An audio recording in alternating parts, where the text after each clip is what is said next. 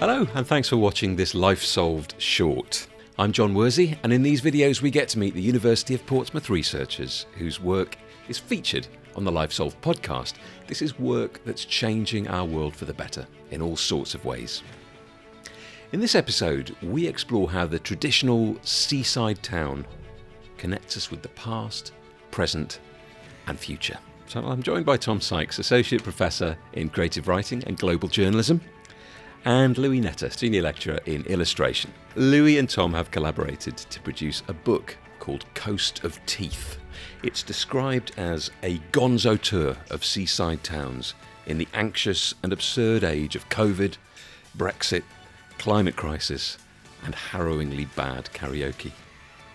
While much of their research, writing, and illustration focuses on UK towns, what they've found stretches well beyond these shores, as we'll find out. Thank you for joining me. Thank you. Whether it's the famous towns of England, like Brighton and Blackpool, or more far-flung locations depicted in TV shows like Boardwalk Empire in the US, the seaside town is very much a part of the popular imagination. Why is that? I think there are lots of reasons, but I think one that really interested us in the course of kind of researching the book is this sort of notion of the seaside town as a kind of liminal space, you know, as a kind of place that is between conditions, between situations, not only physically in terms of being, you know, on that sort of border between the land and the sea, but also, you know, conceptually as well, you know, in the sense that, you know, there are these strange contradictions and these strange kind of mixtures of sort of, you know, moods and attitudes. Seaside towns are, on the one hand, you know, can be, especially out of season, can be quite sort of miserable places, you know, where there isn't much going on. For various reasons that you kind of alluded to in your introduction, seaside towns have been on the business end of kind of economic decline. So this is sort of post-Brexit. Also in terms of post-COVID, when a lot of businesses went bust because, you know, obviously it's difficult to sell fish and chips and beer at a time when people can't leave their homes. So there's the sort of dark aspects of seaside towns, but then there's the more positive, lighter side of seaside towns, which is very much to do with hedonism and enjoyment and people, you know, escaping the sort of daily grind of their jobs in order to go and have a good time and, you know, sort of drink too much, eat too much, do things that they wouldn't normally do at home. Any sort of holiday destination is a place where you can sort of forget, you know, where you've come from, forget maybe some of your troubles and so forth. But the English seaside is interesting. I think the amusements are a central part of it, but also in some ways the kind of defiance of the weather, which I think is a real part of the English seaside. You know, it's doing the best you can under the kind of circumstances with pebbly beaches, you know, North Sea wind and rain, which we experienced when we were in kind of Clacton-on-Sea. So it's sort of desperately trying, you know, through amusements, through these piers, through all these various recreation facilities, trying to make it this sort of, you know, great and exciting place. And I think part of the interesting identity of the English seaside is that sometimes that can be a struggle for a variety of reasons. And I think, as noted sort of in the book, because of the relative cheapness of holidays abroad and so forth, the English seaside is less of a destination sort of than it used to. But that doesn't mean that these seaside towns have given up. Many of them are certainly still trying to attract people. And because of their sort of unique geography and unique kind of space in our culture, this is sort of globally too, not just the sort of English seaside in America as well, they still sort of maintain a certain kind of cachet of sort of value. And there still are people who frequent the seaside and people who care about the seaside and care about the future of the seaside. The artistic depiction of seaside towns, the way that they've been represented, you know, you've got the cheeky seaside postcard, for example, or the Victorian promotional pictures, which can be quite aspirational back when these places were sort of thriving holiday destinations. How do those artistic depictions of seaside towns speak truth to the realities of seaside living? Are those representations firmly in the past in your experience? Maybe not as much as one would think. Somebody like Donald McGill, who's famous for the sort of cheeky postcards, at a time when the English seaside was heavily frequented by people across the country. And the seaside was, as Tom has noted, a place where you could really kind of let loose a little bit, have fun. And this was also perhaps, these postcards were really sort of hitting a kind of humorous note amongst people of that particular era. Of course, they're fairly misogynistic, crude, and not terribly politically correct, but that also does reflect, the sort of time and place. But perhaps that kind of more decadent edge that is hinted at there in those particular postcards of Donald McGill, yes, then maybe there is some relevance today. But photographers like Tony Ray Jones and Martin Parr are probably better known chroniclers of the seaside town. Tony Ray Jones being slightly more sort of sentimental in his sort of depiction, or maybe sort of more realist, and then Martin Parr, who's come under some scrutiny for his sort of depiction of sort of working class seaside goers, sort of sunburned and exhausted, and kind of kids sort of slightly disheveled, and something almost a little bit sort of spent about the sort of people that Martin Parr has depicted.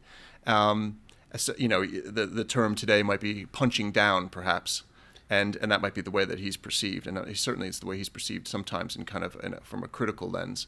But the artwork and the way that we were trying to kind of look at it is being sort of more fully responsive to what we're seeing, as opposed to entering any seaside location with preconceptions or a sort of predetermined outcome. Is to sort of go there and let the seaside kind of infiltrate our sort of senses, basically, and then that is kind of how the drawings really kind of come to be, walking, experiencing, and trying to understand that location through the kind of topography, the human topography, the sort of people and faces and situations and dramas, minor and major. Your question about the sort of artistic constructions or representations of the seaside. And I mean, I think something that strikes me as a fan of a lot of literature and film and TV series. I mean, I'm a kind of Boardwalk Empire nut. I'm such a sad individual that I've just been through the entire 5 series, is it, for the 3rd time in a row. But what is striking, I think, about those depictions is that, they, and again, it's about contradictions and about paradoxes, because Boardwalk Empire is about organised crime, and it's about how there's a kind of a Faustian pact between, if you want these pleasurable things, these commodities and these experiences that sort of capitalism has to offer, whether it's kind of bootlegged booze or dancing to jazz music or, smoking or whatever your poison is, there's always a dark sort of underbelly to that. The provision of that enjoyment and fun has to come at the cost of the appalling kind of mobster maneuvers that have to be people being killed and tortured and, held hostage and things like that. You see the same kind of dynamic in, Graham Greene's Brighton Rock, his classic novel of organised crime in Brighton in the sort of 1930s, where again it's sort of, there are scenes in fairgrounds and there are scenes of people eating their rock candy and their ice creams and having a good time, and a sort of love affair plays out. But it's all at the cost of, as I say, the kind of exploitation and the violence that is, sort of fundamental to the seaside town is not unique in that way. Other aspects of our sort of economic system, or other quarters of our economic system, operate in the same way, of course. But yeah, there's just something kind of very visceral about how that's, when you read books and see films and see photos and artistic impressions of the seaside, how that comes over, I would say. So, on your travels through Britain's seaside towns, you obviously found a lot of the economic challenges, environmental challenges, political challenges even.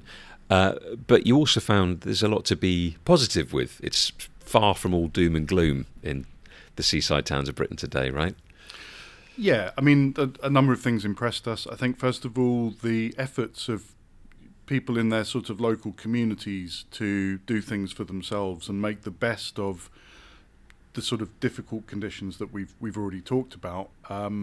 Whether it's sort of small community art kind of projects responding creatively to the sort of challenges of rising sea levels and flooding, which we saw in places like Clacton-on-Sea and Jaywick, that sort of area, or somewhere like Blackpool, which has a very thriving sort of LGBTQ plus scene within what is traditionally a kind of quite a working class sort of old-fashioned, perhaps at certain points in time more kind of conservative sort of town or mentality.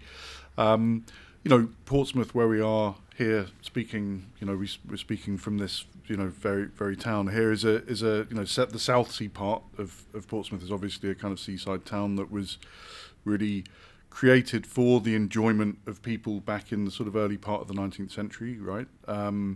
And it remains,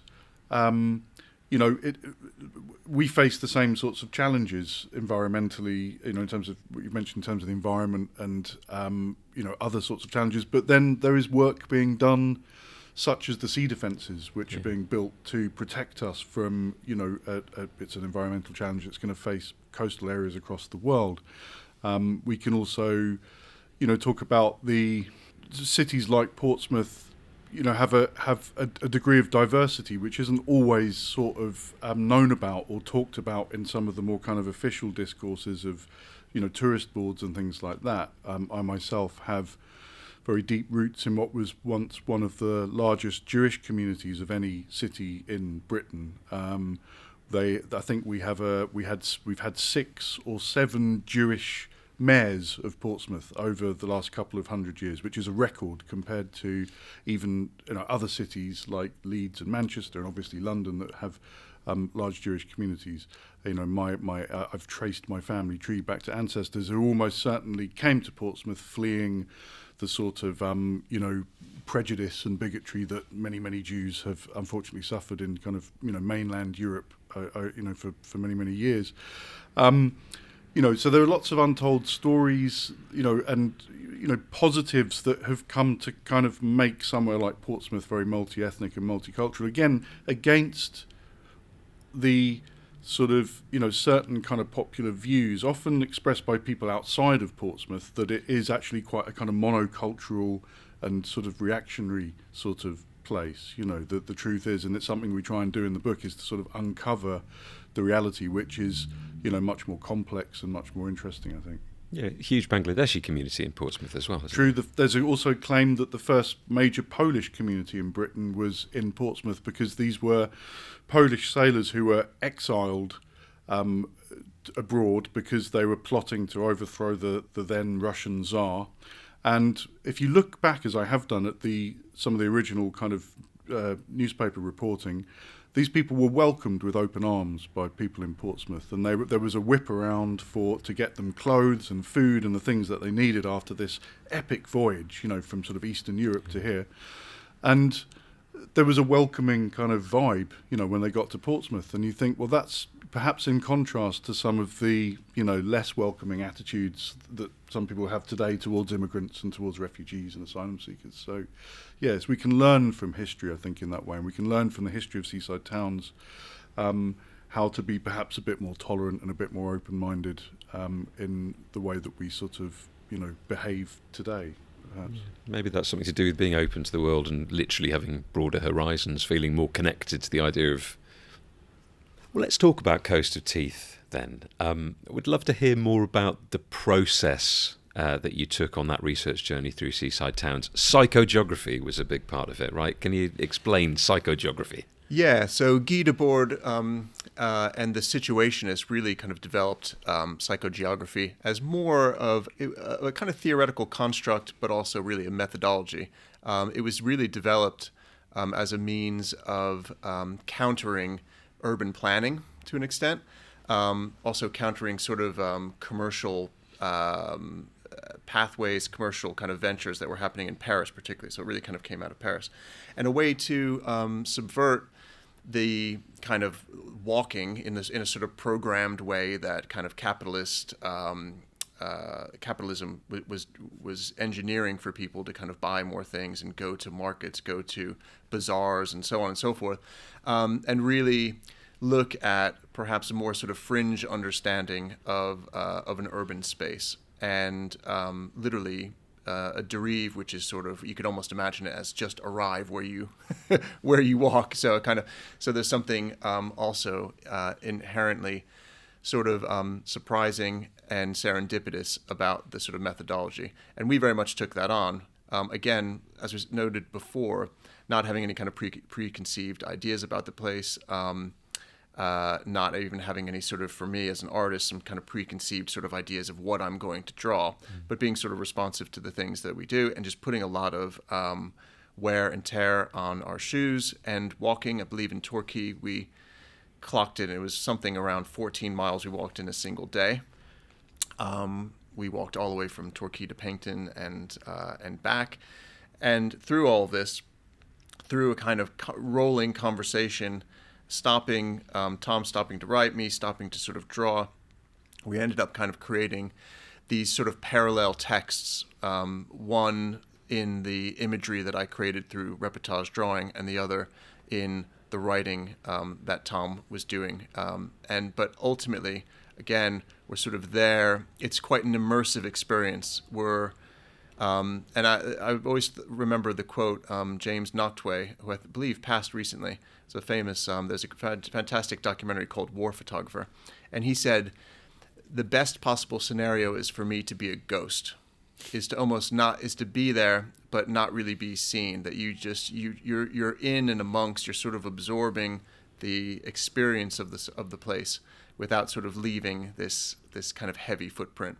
And that's very much the way I sort of approached it, and really being open to what are emblematic scenes, human dramas, small and large, and that's really what I was kind of responding to and thinking about, how people act in these quite unique situations. This is not people just in the normal high street. These are people who are they're on a beach, or they're at a ice cream stand or something. These are things that are outside of the normal regular experience.